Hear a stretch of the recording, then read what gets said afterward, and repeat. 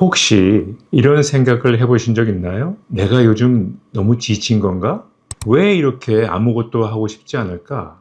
혹시 나 우울증일까? 마음의 고통으로 일상생활이 힘든데 꾸역꾸역 참아내고 있다면, 또는 나의 가족, 가까운 지인의 고통을 알게 되었을 때 어떤 말을 해줘야 할지 막막한 분들이 계시다면, 오늘 영상에서 그 해답을 얻어가실 수 있을 겁니다. 안녕하세요. 30년차 정신건강의학과 전문의 유상우입니다. 최근에는 정신건강에 대한 인식이 과거하고는 비교할 정도로 나아졌지만, 여전히 자신의 우울증을 숨기거나 아예 인지조차 하지 못하는 분들도 많습니다. 우울증은 뇌 기능에 이상이 생기는 병인데, 아직도 의지나 정신력의 문제를 보고 마음만 잘 먹으면 어떻게 되겠지 생각하는 경우가 참 흔합니다. 혼자 해결하려다가 제때 치료를 받지 못하고 심각한 상태로 병원에 오시는 환자분들을 볼 때 안타까운 마음이 앞서게 되죠.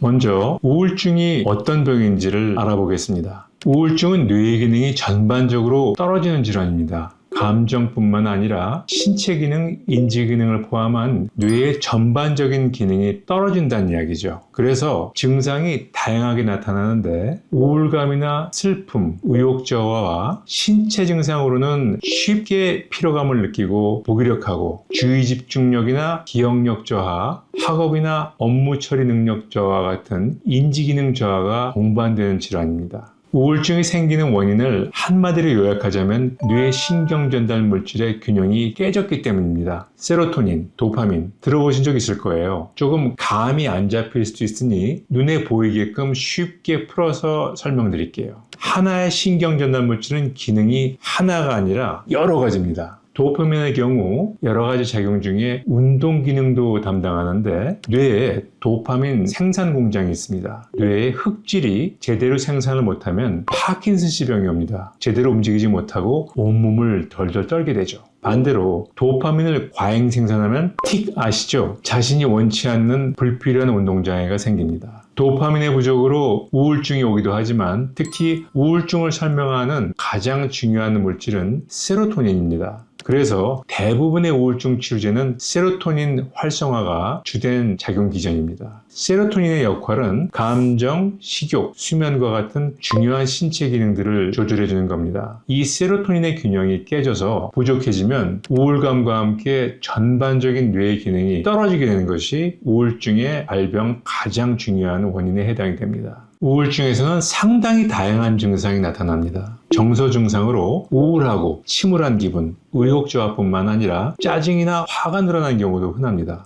신체 증상으로는 수면이나 식욕의 균형이 깨지고 쉽게 피로감을 느끼고 무기력하고, 인지기능 저하로는 주의집중력이나 기억력 저하, 학업이나 업무 처리 능력 저하 같은 증상이 나타납니다. 우울증 증상이 심각할 경우에 자해나 자살 시도로 이어지기도 합니다. 이런 증상이 최소 2주 이상 지속될 때 우울증으로 진단 가능한데, 2주가 안 되더라도 자살 충동이나 일상생활이 제대로 안 될 정도로 심한 상태라면 즉시 전문가와 상담이 필요합니다.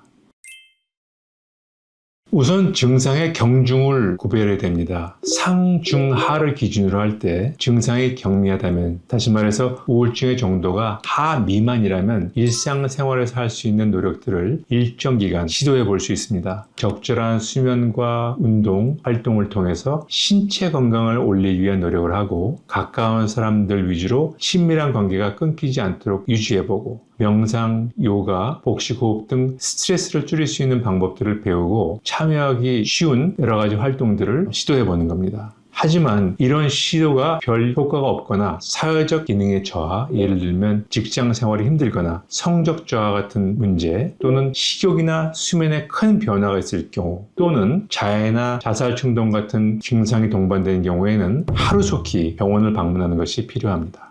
공황장애 증상이 함께 있는 분들은 제가 이전 영상에서 자세한 극복법을 설명드렸습니다. 이 영상을 참고해 주시면 좋을 것 같습니다. 정신력이나 의지 문제로 치부하지 말아야 됩니다. 긍정적으로 생각해, 마음먹기에 달렸어, 이런 이야기는 우울증 환자에게는 전혀 귀에 들어오지 않는 이야기입니다. 어설픈 공감도 하지 말아야 됩니다. 누구나 우울할 때 있잖아. 나도 그럴 때 있었어요. 이런 이야기는 정상적인 우울감과 우울증을 구별하지 못해서 하는 이야기입니다. 우울증에서 나타나는 병적 우울감은 일반적으로 주변 사람들이 공감을 할 수 없는 감정이기 때문입니다.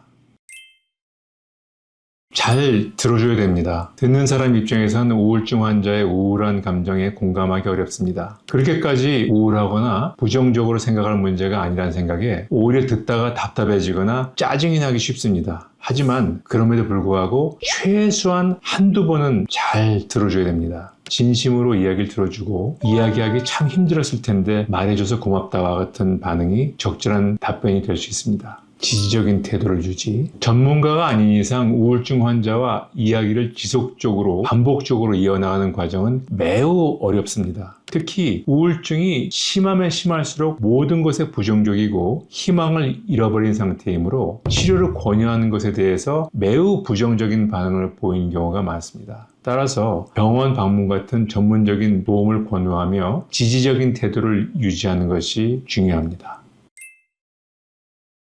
우울증이나 공황장애 같은 불안장애에 걸린다면 다들 멀쩡하게 잘 지내는데 나 혼자만 이런 상태에 있는 것 같은 괴로움 속에 빠져들게 되기도 합니다. 하지만 이런 병은 당신의 탓이 아닙니다. 병에 걸리고 싶어서 걸리는 사람도 없고 의지나 정신력이 부족해서 고혈압이나 당뇨병에 걸리는 것이 아닌 것처럼 우울증이나 공황장애와 같은 불안장애는 스트레스나 환경적인 요인에 의한 뇌의 기능 저하에 의한 병입니다. 증상을 유발한 원인을 잘 찾아내고 분석하고 해결하는 노력과 함께 적절한 치료를 받는다면 거의 대부분의 경우 발병 이전 상태로 돌아갈 수가 있다는 것을 꼭 기억하시면 좋겠습니다. 비슷한 상황을 겪고 계신 분이 있다면 댓글로 경험을 나누셔도 좋을 것 같습니다. 영상이 도움이 되셨다면 구독, 좋아요 부탁드리겠고요. 오늘도 여러분의 평안한 하루를 기원합니다. 닥터유의 마음쉼터 유상원장이었습니다. 감사합니다.